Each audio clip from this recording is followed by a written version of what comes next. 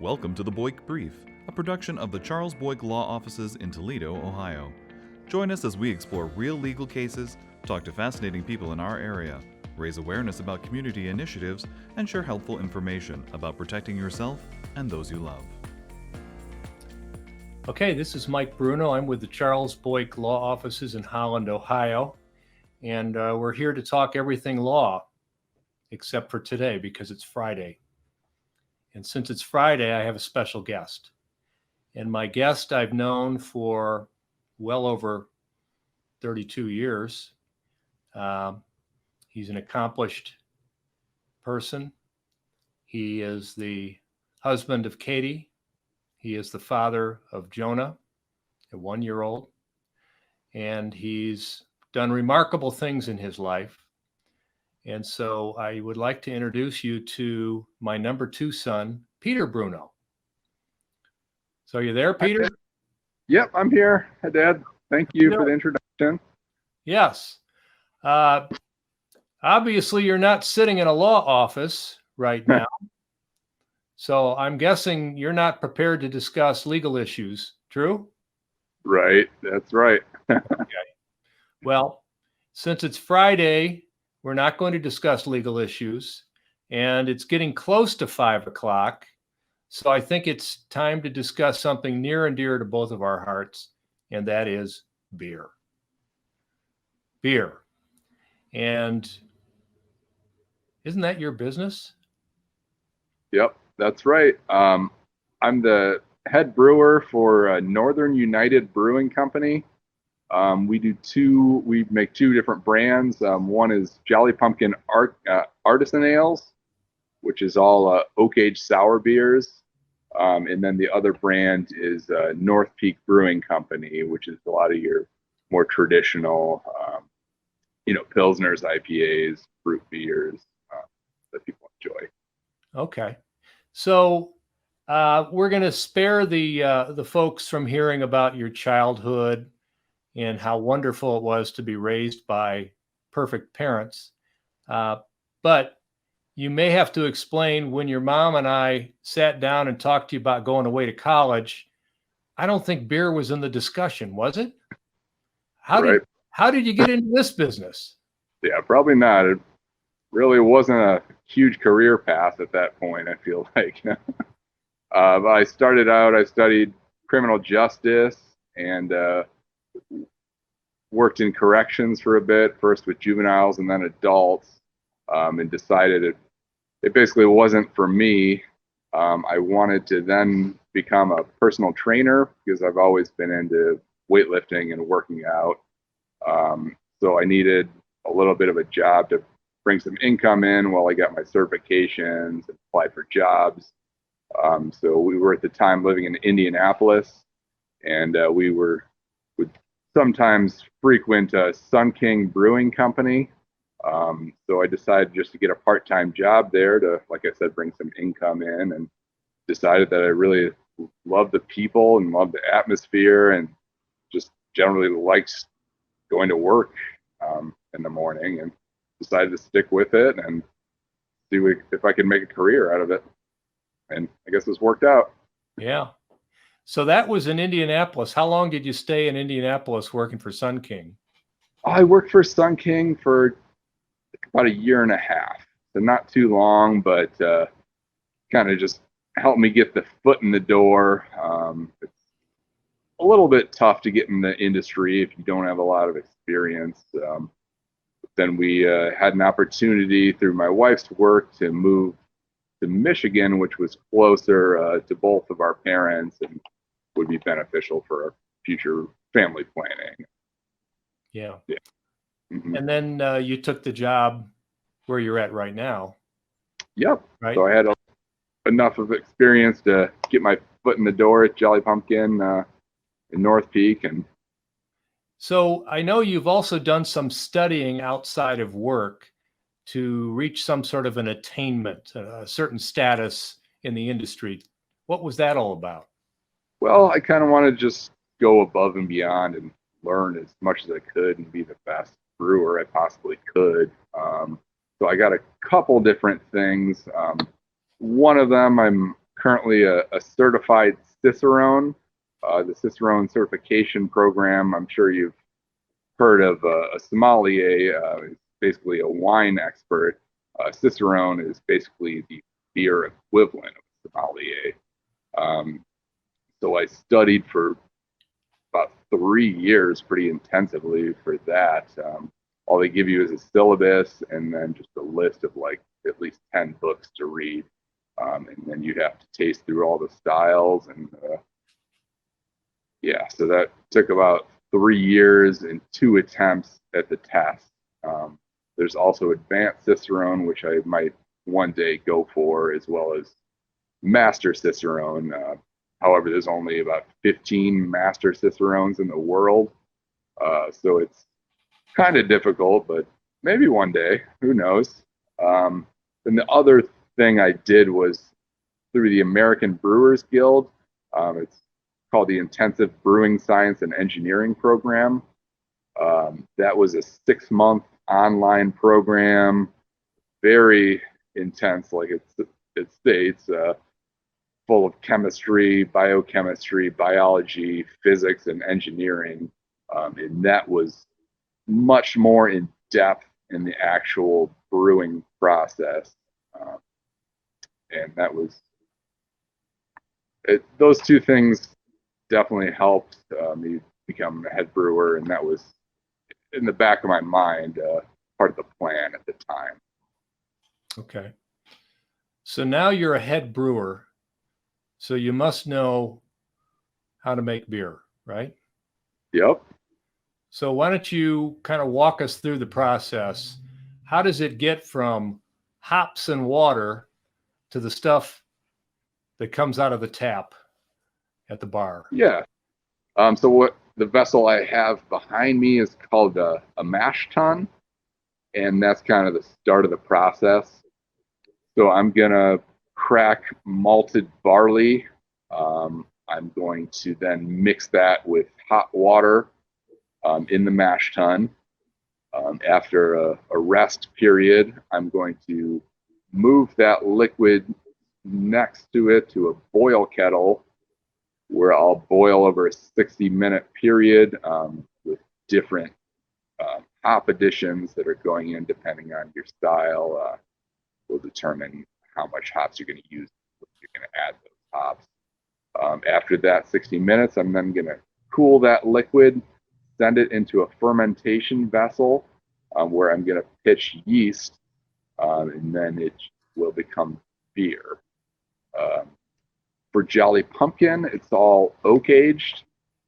So it's then going to go to an oak vessel, also known as a foeder, or it's going to go into bourbon or wine barrels. For the North Peak side, once we have our beer, we're going to be more concerned with clarification. So we're either going to use a filter or some type of fining agent to see the clarity that the customer expects those types of beers. And then that beer will then go on to carbonation and packaging. Okay, so you've got several cans in front of you there. Yep. So I see the tall ones, and they've got some artwork on them. What are those beers? Yep. So you can see the artwork here, and I'll turn around and you can see all the actual beers. So this is the beer I'm currently drinking. Bam Beer is my favorite Jolly Pumpkin beer. It is a lighter farmhouse ale, about 4% alcohol. It has a light dry hop, and it is just crisp, very light on the acidity compared to most sour beers. And certainly my favorite, like I said. Oro is our golden strong ale, and then Blanca is a wit beer that has bitter and sweet orange peel as well as coriander. All 3 of these are, of course, oak aged. And then I have 3 of our more popular. Can I stop you? Of course. When you say oak aged, how long are they aged? Is it overnight or longer? It really depends on the beer. Bam and Blanca are lighter beers, so it could just be like 4 to 6 months. However, Oro is a bit of a higher bodied, higher alcohol beer, and it's just going to take a while for those cultures to work through the beer and develop the flavors that we're seeking. So that could be a year, and it could be up to 2 years, possibly. Okay. Yeah. All right. Continue on. Sure. And then this is the North Peak line. One of our most popular is Diabolical, our IPA. We then have Siren, our amber ale, is one of my dad's favorites. And then one of our seasonals, Archangel, is a cherry wheat beer. Okay. And again, half of your facility deals with the Jolly Pumpkin, and then the other half deals with the North Peak, right? That's correct.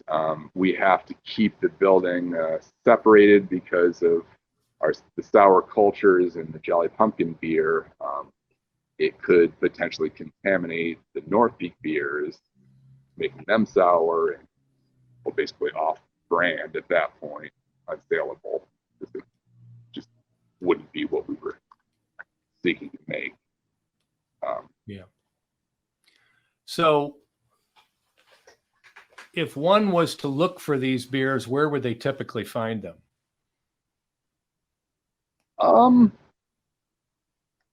Well, in the Toledo area, I would say my two favorite places are Marino's Beverage and Joseph's Beverage Center, and they've always kind of carried our beers for sure. But in Michigan, you can find our beers at any Meyer in any number of given liquor stores. And then the Jolly Pumpkin also has some restaurants available too with bars, right? Yep. We have quite a few now. Well, there's one at our production facility in Dexter, Michigan, right on the brewery. There's one downtown Ann Arbor. We have a Traverse City location on the Old Mission Peninsula. It's very nice there, probably my favorite location as far as scenery goes. We also have Grand Rapids. We have Detroit. And we have Hyde Park, Chicago, as well as Dearborn location. Our most recent is actually in the Detroit airport, in North Terminal, which is, well, we've all been pretty excited about that, and it's apparently going pretty well so far. It's been pretty well received. Okay.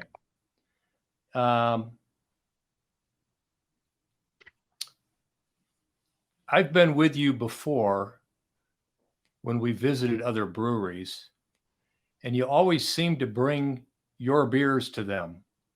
What's that all about? Well, craft beer is kind of a community. It's a bit of a nicety, but kind of camaraderie, I would say. But it's also good for networking, you know.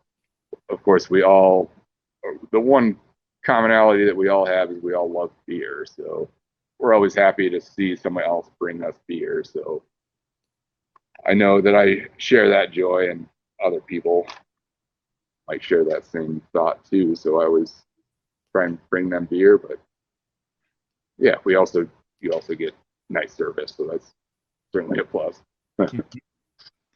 And you've been out of state on conventions and things where brewers meet to discuss their ideas and all. Yep. The Great American Beer Festival I've been to is the largest beer festival, at least in the country, for sure. That is more just tasting focused, and that is for the consumer more. So the breweries just pouring the beers, talking about the beers. That was a lot of fun. That was in Denver at their convention center downtown, and it was, well, impressive, really. I've never been to a beer festival, anything like that.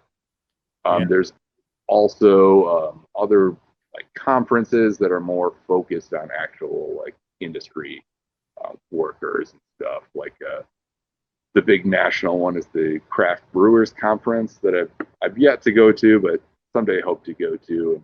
We also have, or most people have, local versions of that where you're going to have there's going to be classes and there's going to be meals shared together for networking opportunities. There's also going to be like vendors there with new products, new hops, malts. So certainly a lot of learning in any of these things I've been to. But I've definitely been fortunate to go to a few of them. Okay. We're going to come up and visit your facility, but give us an idea of the breadth of the production. Like, how many beers do you ship out? And we do about 10,000 barrels a year, and hoping to eventually grow that. A barrel is a American unit of measurement for liquids. It's 31 gallons. So 31 times 10,000, quite a bit, certainly. And we're mostly onto cans where it used to be bottles. That seems to be the trend these days, for sure. okay. What other trends are there in beer? I'm hearing talk of these seltzers. I've never had one, but is that something to do with beer, or is that just entirely different? I do see seltzers as becoming just somewhat of a permanent trend, but I think a lot of our trends are going to be shaped by the potentially warming climate. So I think it's going to be a lot of like lighter beers, both in body and flavor. So pilsners, but also session beers, which I've come to really enjoy, which are under or at or under about 4% alcohol. So much easier drinking for hotter weather, certainly. But yeah, seltzers, I definitely see coming. Non-alcoholic beers are becoming more of a thing as well as people are becoming more health focused. So that's a pretty big trend I think we'll see in the future as well. Okay. And if you could go anywhere in the world to visit some sort of a beer facility, where would you want to go? A tough question. I would probably go to one of the Trappist monasteries in Belgium. I've always wanted to go to like Chimay or West Bleteren. Would be really fun. I'd also like to go to one of the Nordic countries that are still practicing almost like ancient techniques of making farmhouse ales using just almost barbaric equipment and minimal local ingredients, and still keeping these hundreds of year old trends are going. Pretty interesting. One of them being Estonia would be a fun trip. Okay. Well, I think we've reached that point in the program where we now have to partake in the beer. So let me get my glass.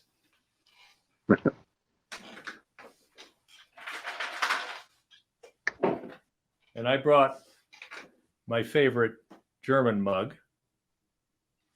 Awesome.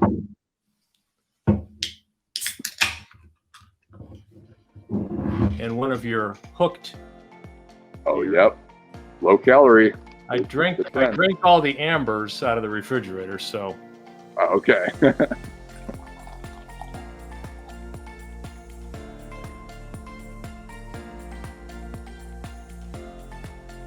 So, all right. Here's to you and your future and the beer industry. May it live forever. Cheers. Thanks, Dad. Ah, that's good. Yeah. Thank you for joining us on the Boyk Brief. Tune in next time for more stories of law and life.